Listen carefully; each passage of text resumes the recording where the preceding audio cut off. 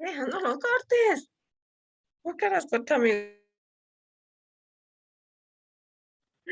Ya anda, hijita. Voy a hacer un regalo a mis cosas. Mm,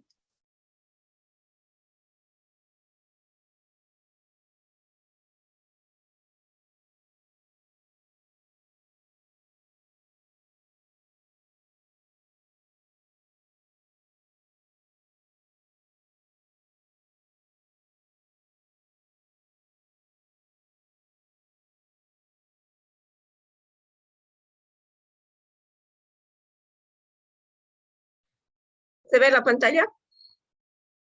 ¿Me escucha? Sí, doctora, se ve, se ¿El audio? escucha. Ya. Se están uniendo todavía. Ahorita comenzamos, ¿ya?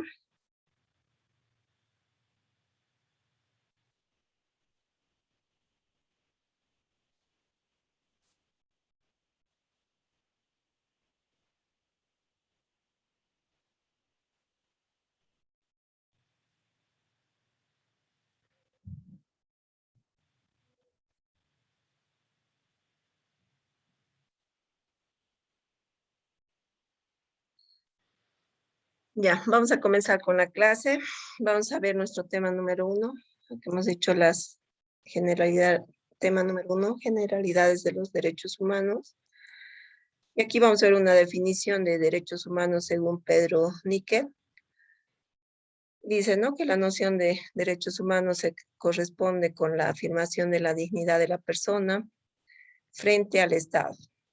El poder público debe ejercerse al servicio del ser humano, no puede ser empleado lícitamente para ofender atributos inherentes a la persona y debe ser vehículo para ella, para que ella pueda vivir en sociedad en condiciones consonas con la misma dignidad que le es consustancial.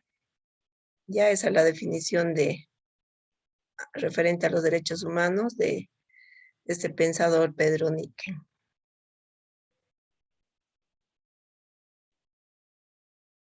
Y vamos a continuar. Definir los derechos humanos es un poco compleja, ya que definir los derechos humanos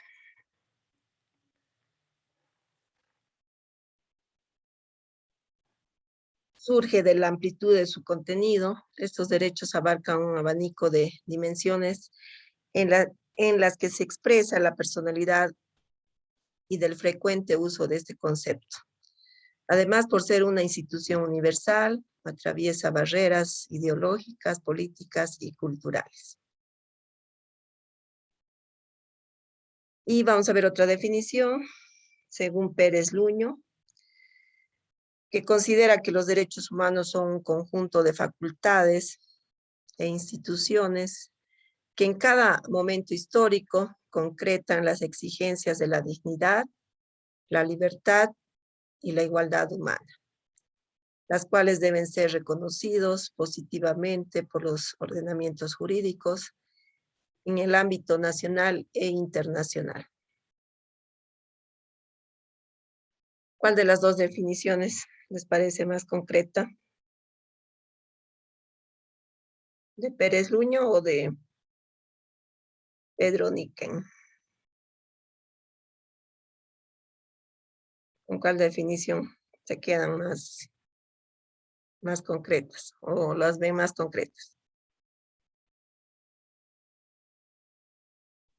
Por mi parte, de Pedro Niken, doctora. Ya. Las dos, ¿no? O sea, en sí.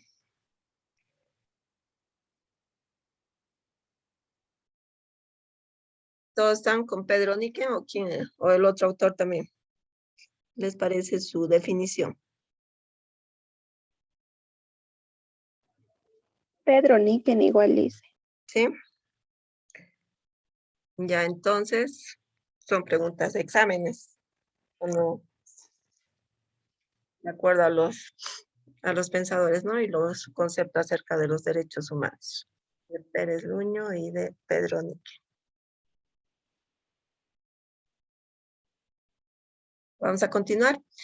Esta dimensión puede ser analizada tridimensionalmente. que sería la dimensión axiológica, la dimensión fáctica y la dimensión normativa. Y las vamos a ver una a una ya.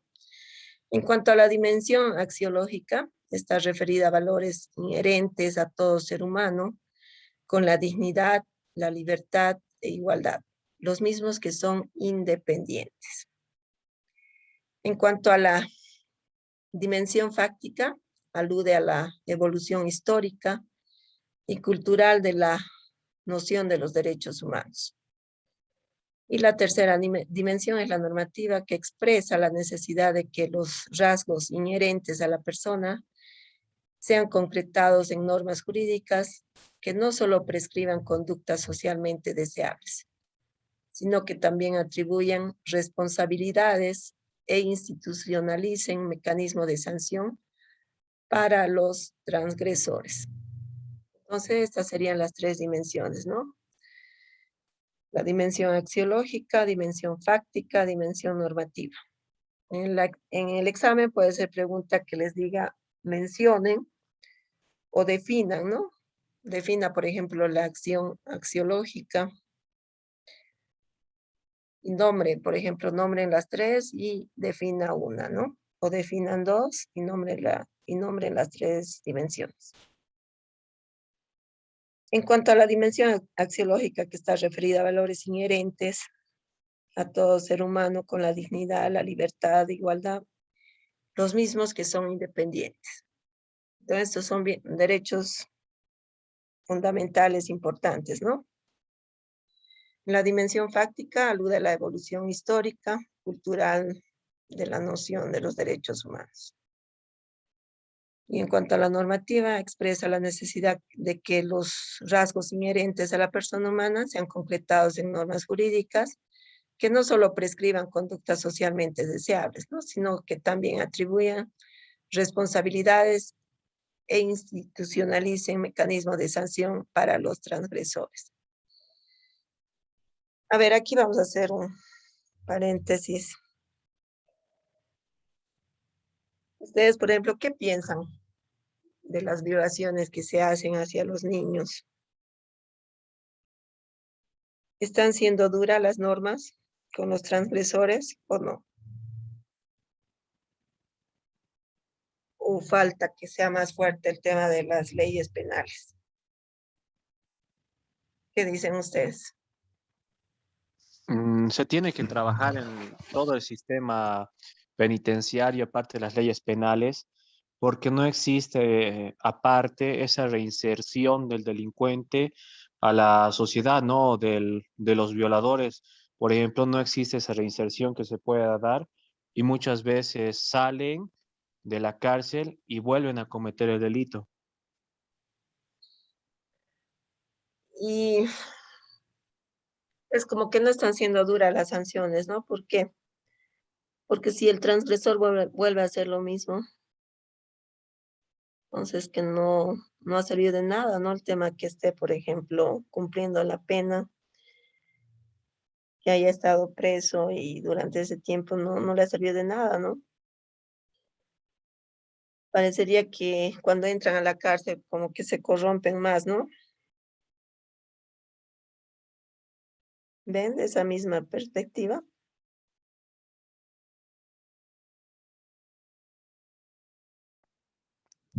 Sí, doctora, viendo todos esos puntos, sí se ve que en vez que se corrijan, como se puede decir, salen peor, se lo podría decir, y en vez de corregirse, salen más expertos en ese ámbito que ellos estaban entrando.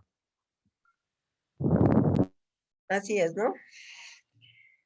Entonces, algo está fallando, ¿no? Y el tema de los feminicidios, por ejemplo, infanticidios, cada vez es más, ¿no? Y los que se llevan la flor en todos estos casos son Cochabamba, La Paz y Santa Cruz, ¿no? ¿Por qué creen que es así? En esos departamentos hay más casos. También está Tarija, ¿no? Está Tarija. En sí, en todos los departamentos, pero los que más se escuchan, ¿no? Donde siempre están cometiendo estos delitos es en Cochabamba, La Paz, Santa Cruz. Pero creo que en primer lugar está Cochabamba, ¿no?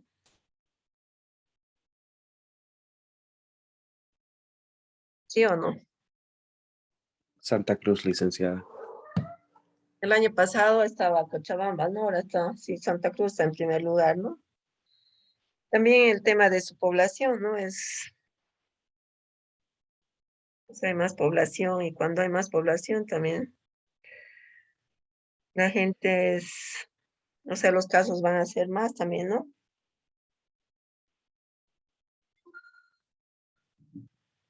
Pero es una pena, ¿no? Que siga pasando y cada vez en vez de que mejore está empeorando, ¿no? Entonces Creo que falta, sí, adelante.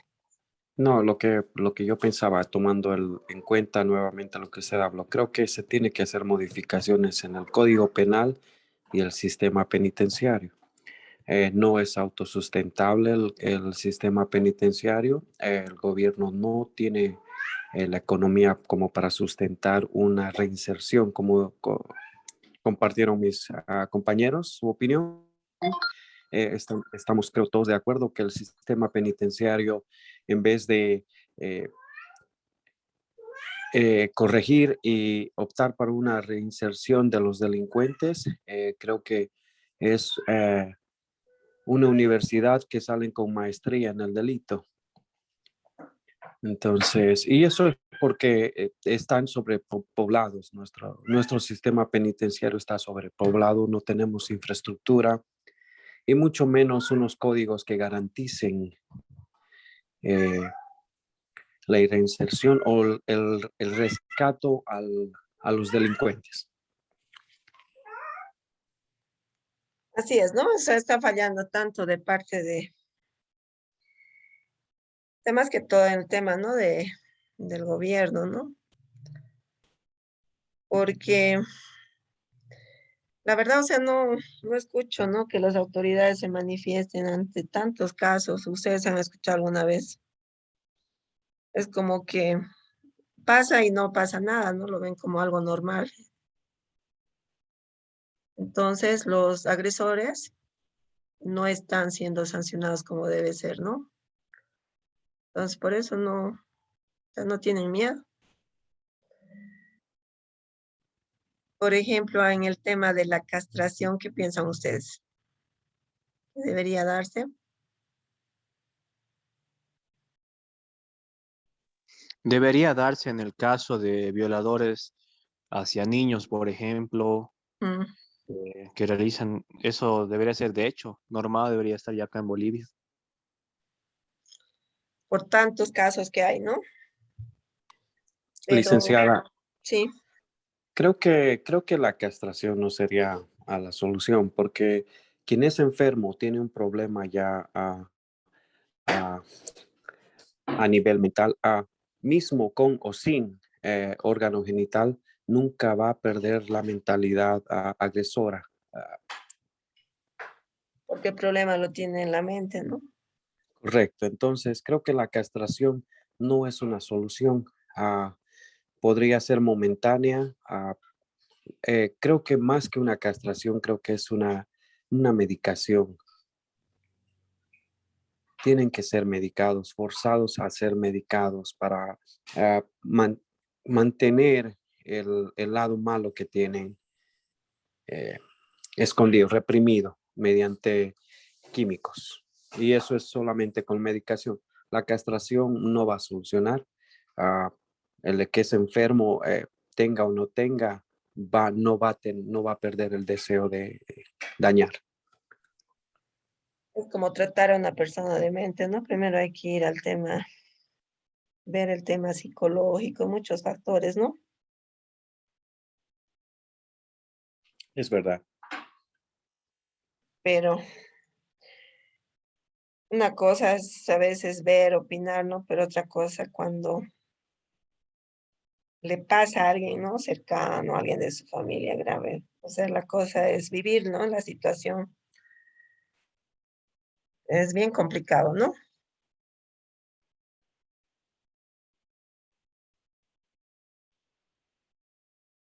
Ya, continuamos, ¿ya? ¿Está claro en este tema de la dimensión, de las 3 dimensiones de los derechos humanos?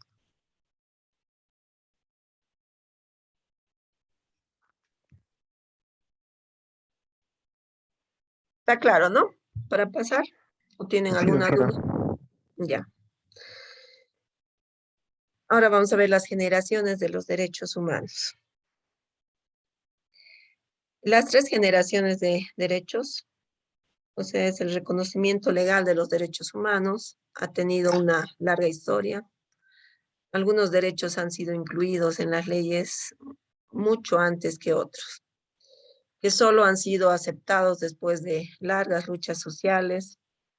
Por eso podemos clasificar los derechos en grupos a los que se suele denominar las 3 generaciones de los derechos humanos. Los vamos a ir viendo. Aquí hay un cuadrito. Este cuadrito de memoria se lo tienen que aprender. Aquí está la generación de derechos de primera generación, segunda generación y tercera generación. Y aquí está la época de aceptación. Y vamos a empezar viendo los derechos de primera generación. Esto ha sido podemos ver que ese es el siglo XVIII al siglo XIX. Los tipos de derechos son los civiles y políticos. Y el valor que defienden es la libertad. Su función principal es limitar la acción del poder, garantizar la participación política de los ciudadanos. Y en cuanto a los ejemplos, serían de los derechos civiles, sería derecho a la vida, a la libertad, a la seguridad y a la propiedad. Y en cuanto a los derechos políticos, sería derecho al voto, a la asociación y a la huelga. Entonces, eso sería en cuanto a sus ejemplos, ¿no? De los derechos de primera generación. En cuanto a los derechos civiles, que sería derecho a la vida, a la libertad, a la seguridad y a la propiedad, son derechos bien importantes, ¿no? Y en cuanto a los derechos políticos, derecho al voto, a la asociación y a la huelga. Aquí un poquito, ¿todas las personas tienen derecho al voto o no? Sí, toda persona mayor de 18. De 18 años, ¿no? Pero, ¿qué ha pasado, por ejemplo, en nuestro país?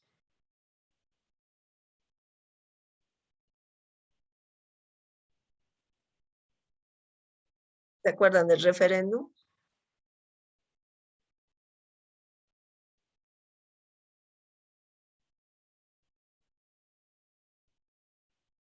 ¿Se acuerdan o no?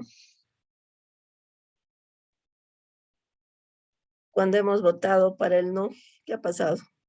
Ganó el no y hayan sido nuestros derechos violados, nuestros derechos políticos, por ejemplo, ¿o no? Se ha Teoría. proclamado su derecho humano del presidente. Exacto. O sea, como que nuestros derechos políticos no han sido respetados, ¿no? ¿Sí o no? Y seguimos con ese tema, ¿no? Está grave el tema político en nuestro país, ¿no? Pues es que va a empezar a haber conflictos, ¿no? Por ejemplo, el derecho a la asociación.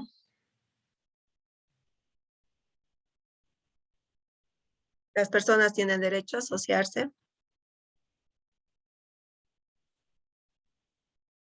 o no tienen derecho.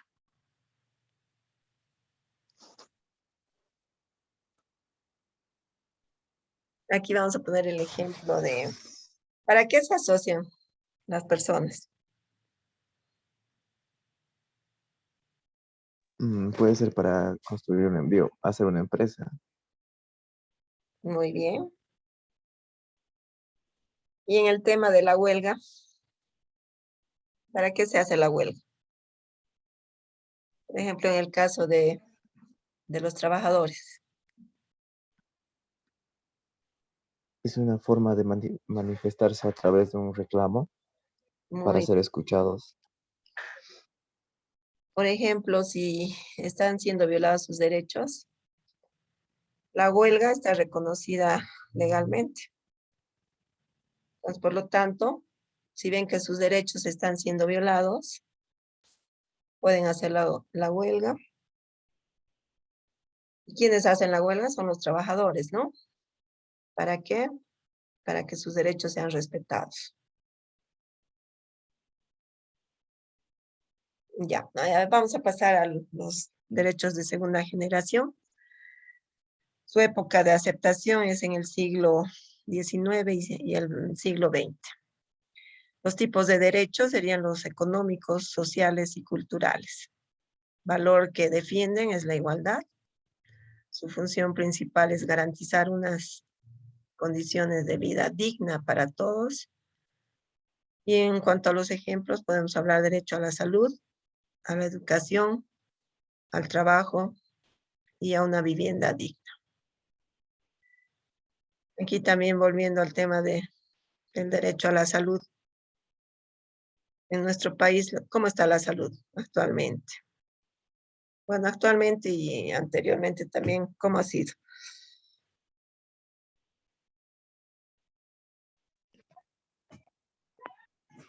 Olvidada, desatendida. Supongo ¿Por que es qué? porque el gobierno jamás dio ni un mantenimiento así real.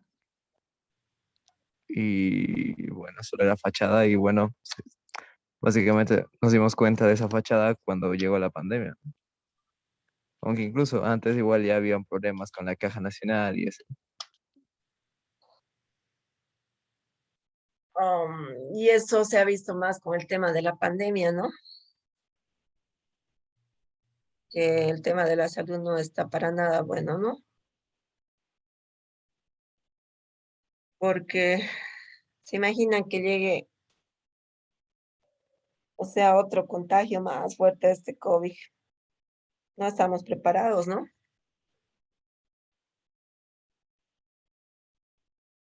Entonces no tenemos, por ejemplo, el tema de terapia intensiva, ¿no? En todos los hospitales.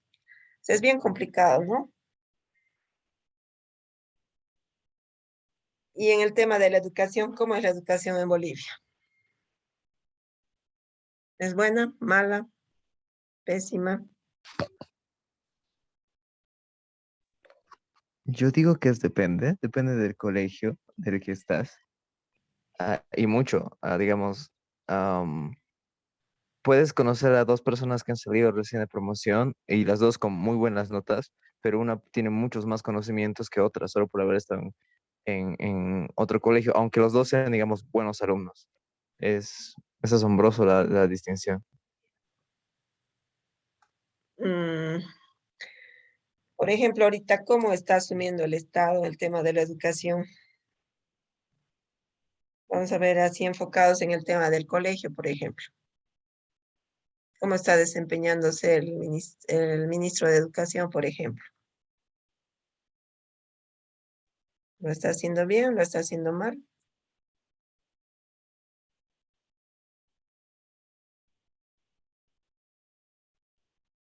A ver, participe. Creo que el único que está en clase es Alejandro. Usted de un hombre, Au. doctor, hágales participar. A ver, Yo Andrich, igual estaba participando. Dice. Doctora, Aldriazola. sí, doctora. Según mi punto de vista, el ministro de Educación para mí está actuando de una manera, se podría decir, incorrecta, ya que yo tengo que mis papás son profesores, en lo cual ha llegado lo que son las cartillas, lo que se dice del Ministerio de Educación para los estudiantes, en lo cual en esas cartillas se pudo ver que los temas no están correlativos a lo que llevan ninguno de los colegios o lo que está en lo que se puede decir en su planificación o en la malla que ha mandado el ministerio en los temas que tienen que ser abordados a principios de gestión, que en lo cual esas cartillas o la manera que el ministerio trata de manejar el sistema de educación aquí en Bolivia no va nada de acorde a la educación actual, se podría decir, ya que en vez de tener una educación más adelantada, más tecnológica, hace una educación más retrocesa, se puede decir de esa forma, ya que te habla, vuelve a los años, a años atrás, en vez que te eduque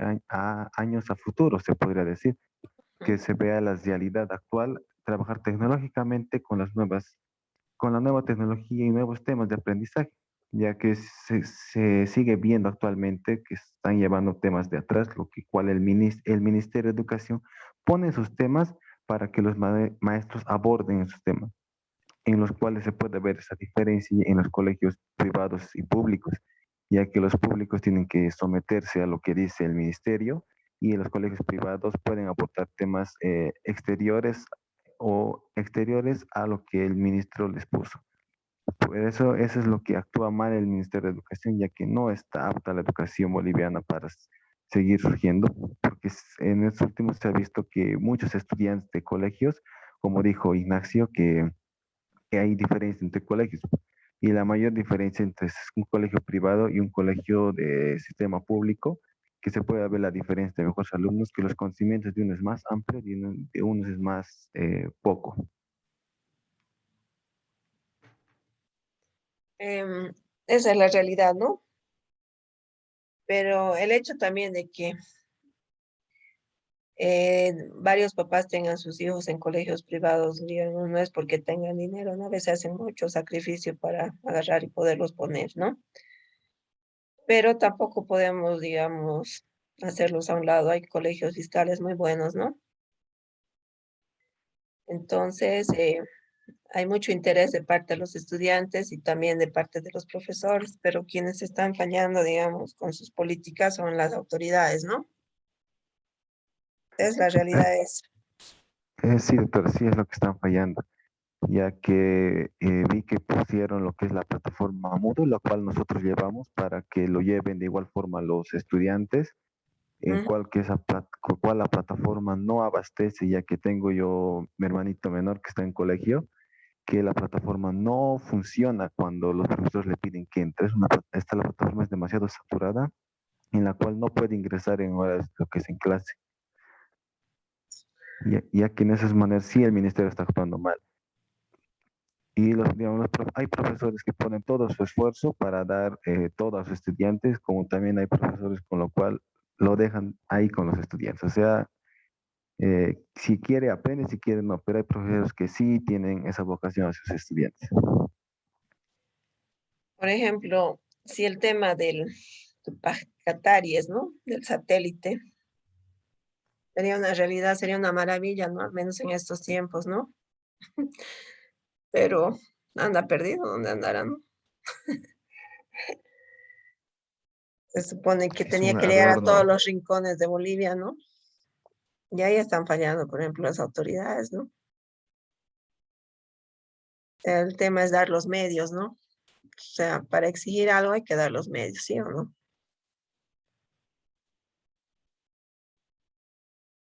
O sea que el tema de la salud, la educación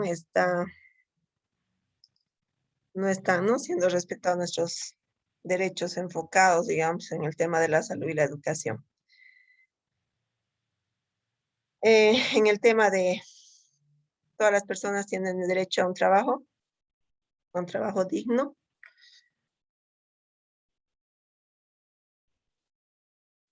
Porque el trabajo es bien importante, ¿no? Nadie vive sin trabajar, ¿no? ¿Sí o no? ¿Quiénes trabajan del curso? ¿O todos estudian nomás?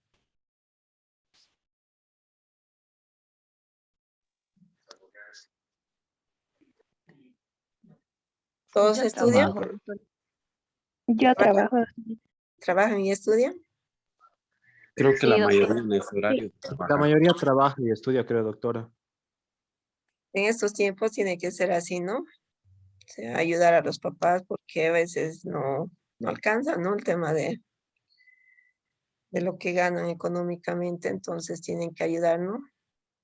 Los demás familiares de la casa, ¿no?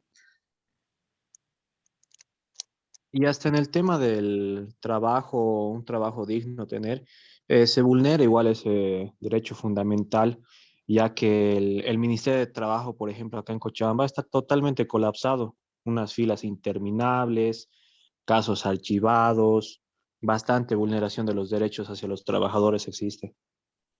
Ustedes no han llevado todavía derecho del trabajo.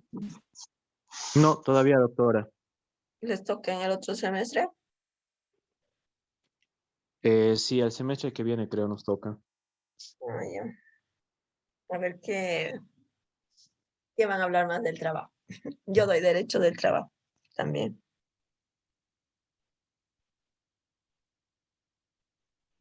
A ver qué más podemos hablar del trabajo, ya que hemos tocado el tema. Bueno, doctora, Em, este último aquí en Cochabamba salió que Cochabamba tiene la tasa de empleabilidad más alta a nivel de Bolivia. Y se puede ver que muchas personas aquí en Cochabamba están desempleadas y sin trabajo, Así ya bien que complicado, ¿no? Este tema del COVID ha hecho de que se cierren muchas empresas y mucha gente se quede sin trabajo, ¿no? Y la situación está bien complicada. O sea, conseguir un trabajo ahorita es bien difícil, ¿no? Y aparte que si consiguen, o sea, no les pagan lo que quieren, o sea, no les pagan el mínimo. Esto, Doctora, y usted que da igual, indica la materia de trabajo, lo que son las empresas tercializadoras, ¿está reglamentado? ¿Eso es permitido? o sea, todo está reglamentado bajo la Ley General del Trabajo, ¿no? Pero hay muchas empresas que no, o sea, que no se rigen, ¿no? Por la Ley General. Por ejemplo, a ver qué hacen algunos empleadores. Los contratan por 3 meses y los despiden, ¿sí o no? Y vuelven a contratar otros. ¿Y eso por qué? Es por no pagar los beneficios sociales. En algunos casos, bueno, yo he vivido la experiencia, contratan, como usted dice, 3 meses y te vuelven a recontratar por otros 3 meses o te vuelven a recontratar 6 meses y bueno, no hay control de todo eso, ¿no? Que es algo que no debería pasar. Si se cumpliría todo lo que dice la Ley General del Trabajo, sería una maravilla, ¿no? Pero no es así. Entonces Y hay está varios. totalmente colapsado el Ministerio de Trabajo, igual ni para ir a hacer la denuncia, porque son filas interminables, los casos archivados. Aparte, más con lo que uno trabaja, no hay tiempo para ir.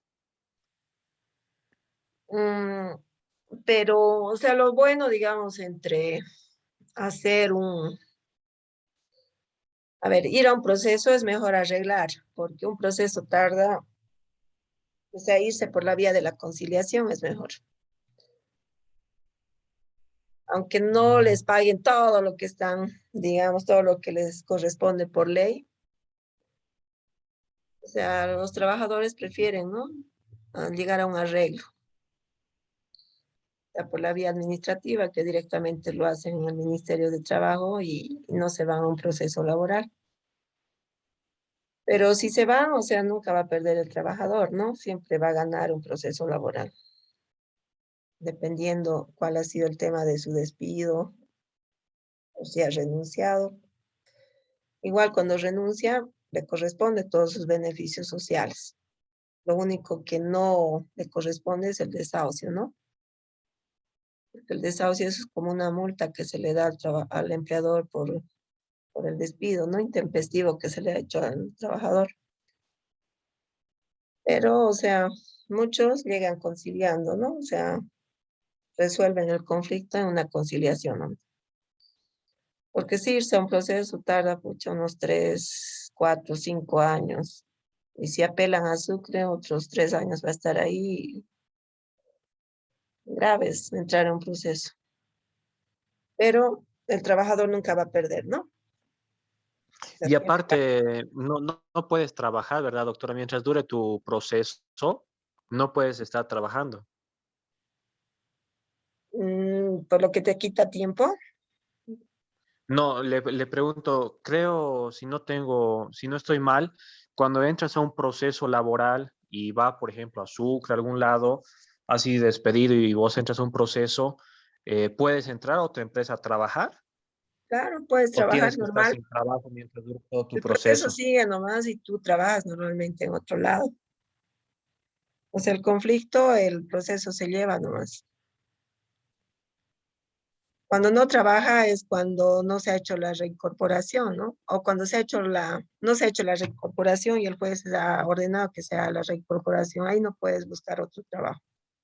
Porque si buscas otro trabajo es como que estás, ¿no? Aceptando de que ya no quieres volver a ese trabajo. Pero si el juez ha ordenado la reincorporación, o sea, si tú pides que te reincorporen a tu puesto, no puedes trabajar en otro lugar hasta que se resuelva el conflicto. Pero si trabajas en otro lado, ya es como que ya no quieres volver a ese trabajo, ¿no? Es Ah, muy ya bonito. cuando pides reincorporación, entonces no puedes Durante ese estar en tiempo, o otro sea, no trabajo. puedes, ¿no? Hasta lo que disponga el juez, ¿no? Si tú, Ah, ya, o muchas sea, gracias, doctor. te han despedido, digamos, intempestivamente de tu trabajo y tú haces tu denuncia al Ministerio de Trabajo y pides tu reincorporación, o sea, el juez va a ordenar la reincorporación, pero en ese lapso, digamos, de solucionar ese punto de ese conflicto de la reincorporación, no puedes trabajar en otro lado. Porque al trabajar quieres decir que ya no quieres volver, ¿no? A ese trabajo. Pero igual, o sea, tus beneficios sociales que te corresponden, sí, igual te van a pagar, ¿no? Pero ya no vas a estar trabajando en el mismo lugar. Y si tú entras a un proceso laboral, o sea, tú puedes buscarte otro trabajo en otro lado y tu proceso sigue, ¿no? Su curso, ¿no? Hasta llegar a una sentencia. Es bonito el tema, la verdad, ya que van a ver todos esos puntos cuando lleven la materia de derecho del trabajo. En cuanto a una vivienda digna, hay un programa, ¿no? Para este tema de la vivienda digna. ¿Alguien de ustedes ha accedido a este programa? Por ejemplo, que ofrece el gobierno. Las viviendas sociales, ¿no? Vivienda social. Los créditos para